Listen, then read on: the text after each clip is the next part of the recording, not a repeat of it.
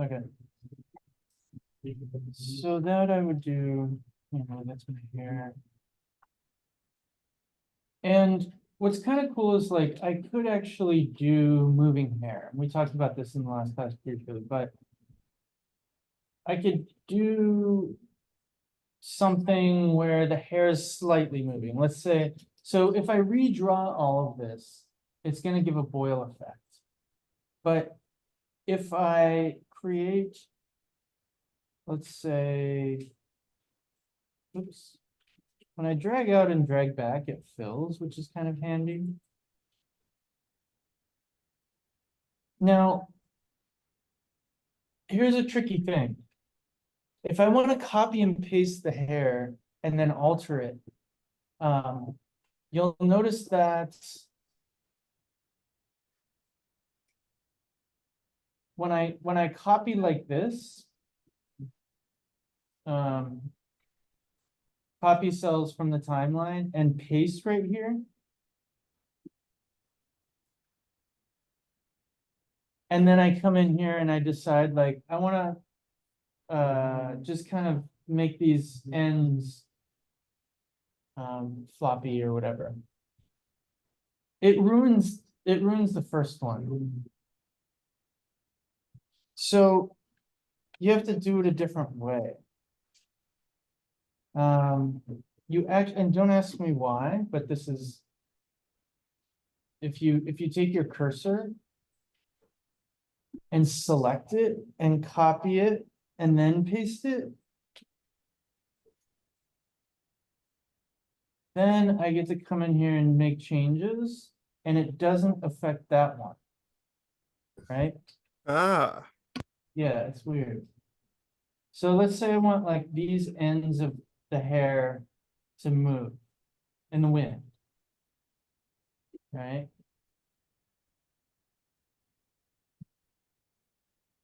I gotta turn on my onion skin, right? That's helpful. I can come in here and make this sort of blow in the wind. Everything's going this way.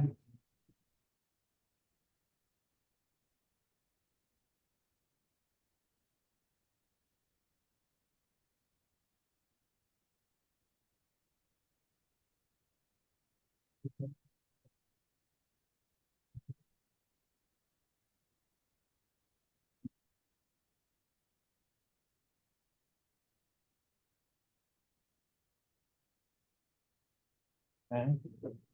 No, and this doesn't look correct.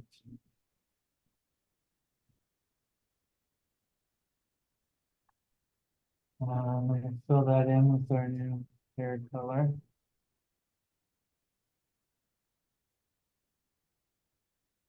No, I didn't do that one.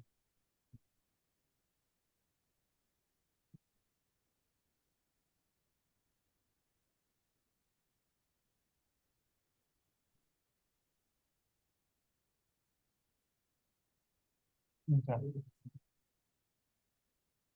So let's say, and you know what's cool about this is that on the same layer, I have two drawings. It's the period and comma key to go back and forth, right? I have two, turn off the onion skin, right? I've got these two drawings. And I'm thinking like, okay, that's good enough. I like it. If I go to the library, just like with the lip syncing, I have two mouths here basically, right? Which is really cool. So I can, I can extend this for, let's say 60.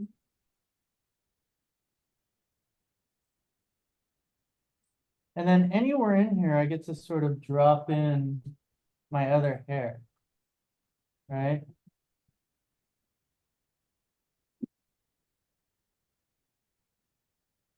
And I can make it like super consistent or whatever I want.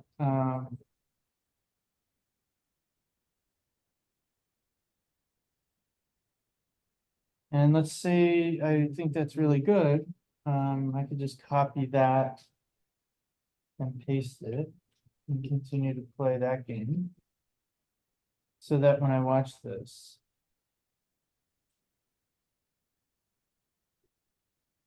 my my hair is, maybe I would do a better job of that, but you get the point. All right, so let's put the face in. And I'll put that under the hair, right?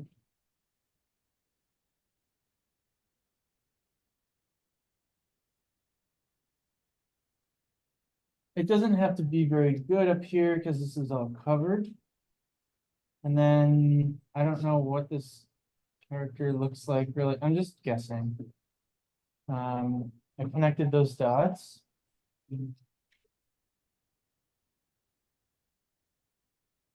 Right? And I can come in here and really care about it by going,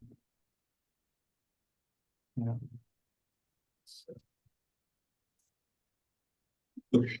Drawing on the right layer? No. See, I'm drawing on the hair layer. Screwed up.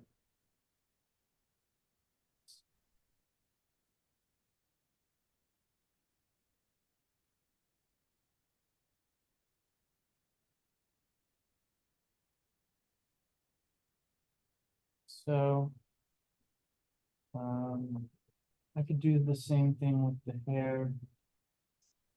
I could, create highlights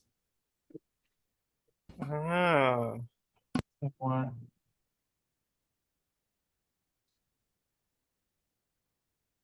My hair, make sure I'm on the right layer. Decide like, yeah. uh, Maybe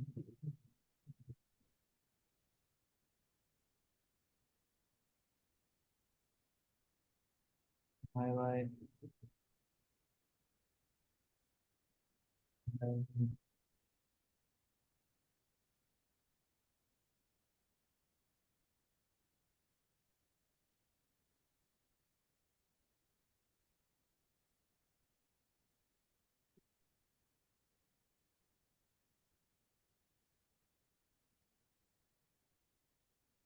I'm just doing this all one line so I can get rid of it.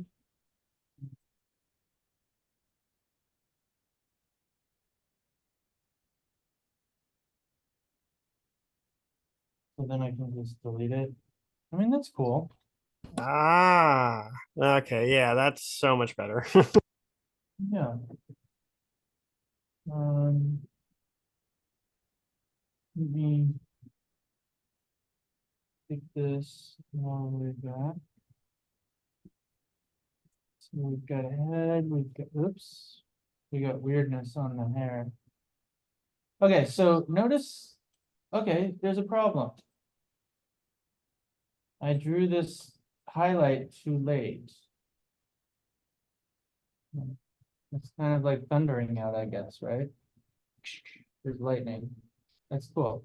But I want it to, I don't want that. So let me come in here.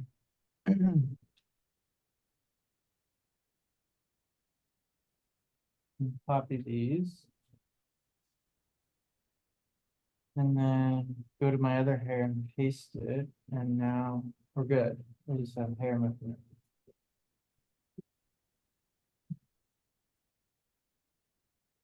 We got moving hair. I don't know what the face looks like, so I gotta hide the head. And then I'll just call this like eyes.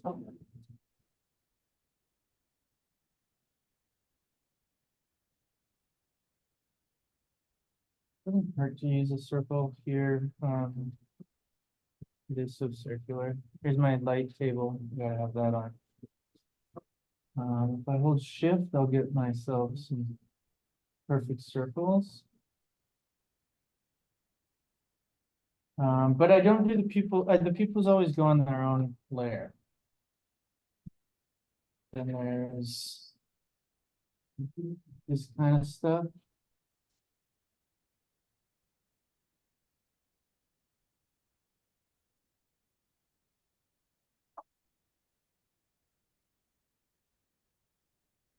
I don't know. Let me turn the light table off, turn this head back on. I don't know what color I would make that, but we could try this first.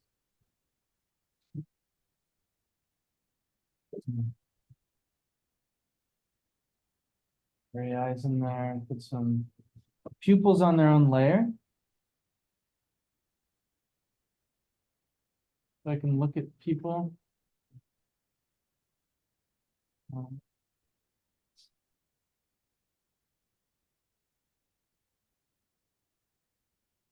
it makes sense to look straight ahead and do it first.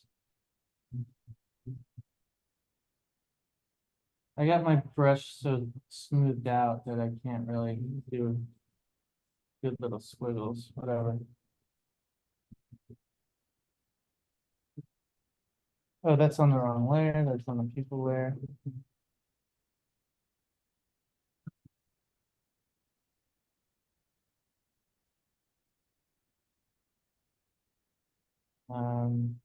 Maybe I also decide to, and usually when I'm doing accents, you notice I start out here. So I can just sort of like delete that line.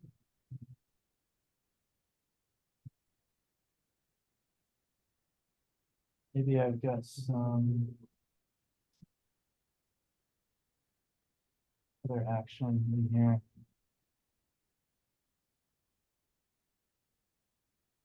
That's sick. Yeah, it's looking good. Cool. So yeah, then if you do the lip syncing tutorial, then you'll learn how to parent peg, right? So let's say the hair is the parent. Click. Then you take all of these and you throw them in here. You then have to reorder, by putting the hair back on top. And at this point, I've got a nice little, with my transform tool, and it actually luckily put the pivot point where I need it. I can move this head around now, and the hair will follow. And so will the mouth, and so will That's cool.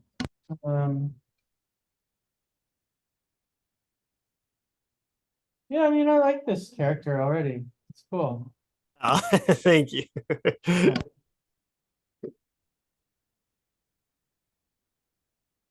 Same thing with the pupils, as you know, we talked about it, but in that tutorial it does where if I'm darting my eyes around,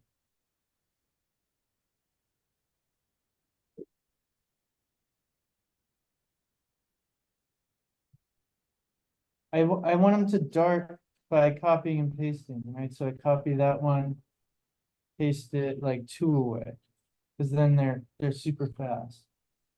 Paste it 2 away, copy that, paste it 2 away. So now the eyes dart really quick. Keep watching that. Right? Don't.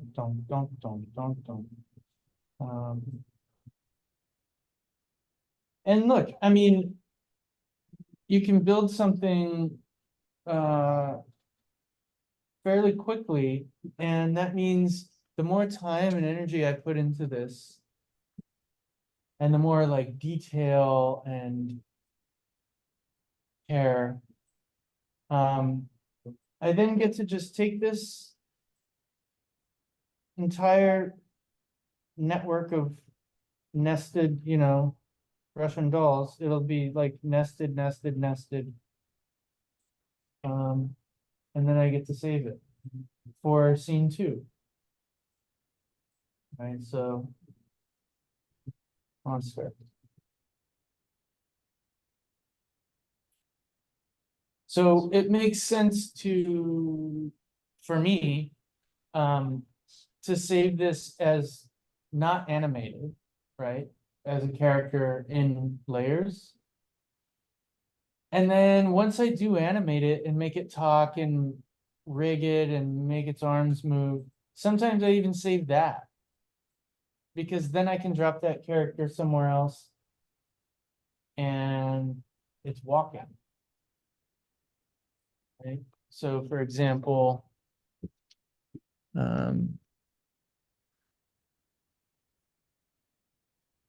this guy. Right?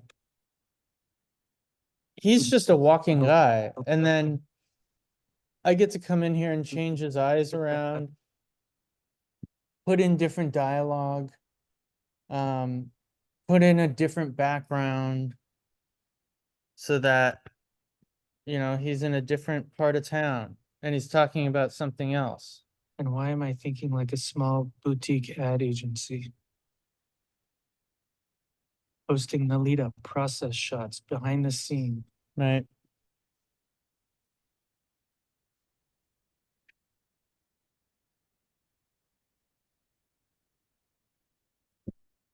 What else? Any other questions? Any other difficulties? I think that's it for now, but thank you. I really appreciate your help, Professor.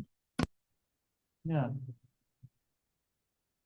I mean, you guys are gonna see that the beauty in 2D typically is color choice, right? I mean, you want your lines to be smooth.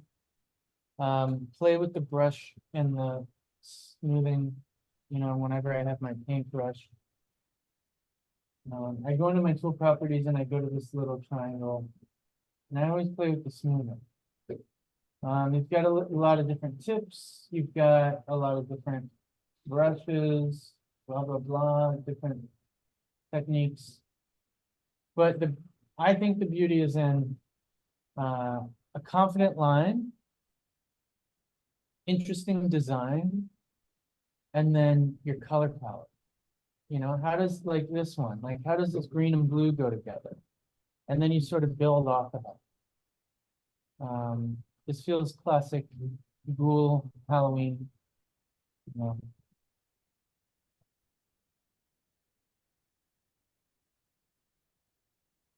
Any other challenges, any other issues out there? Okay, well, let's have a little work day. And then I'm gonna just walk around and recording.